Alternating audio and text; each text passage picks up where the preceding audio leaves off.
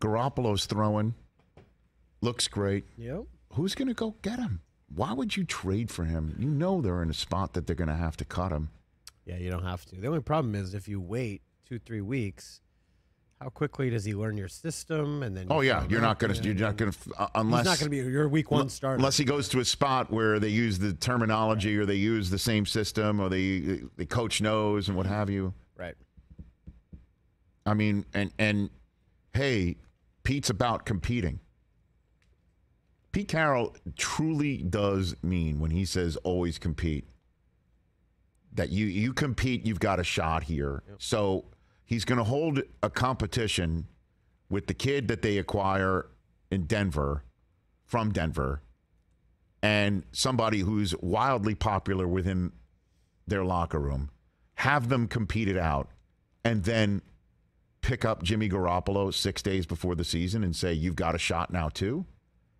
That just doesn't sound like something they would even sit around an office and bat around as a possibility. It just doesn't, barring injury. I mean, just there. So that's the one spot everybody, and I've been the one saying it, like, hey, Locke and Geno aren't the answer. And we could sit there and say that after they don't draft somebody and they don't trade for anybody and they go through the doldrums of May and June without anybody, and we could sit there and say they're not the answer.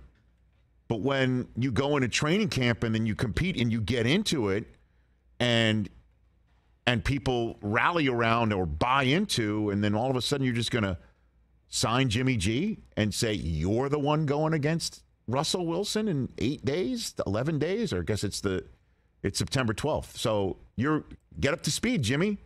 We now have a 3-quarterback race with no games in which to actually parse it out, game action. We're going to throw you out there on Monday Night Football against Russell Wilson over a guy who filled in valiantly for Russ last year when his finger looked like it looked, and the guy that we traded for Russ against his former team. We're going with you, Jimmy.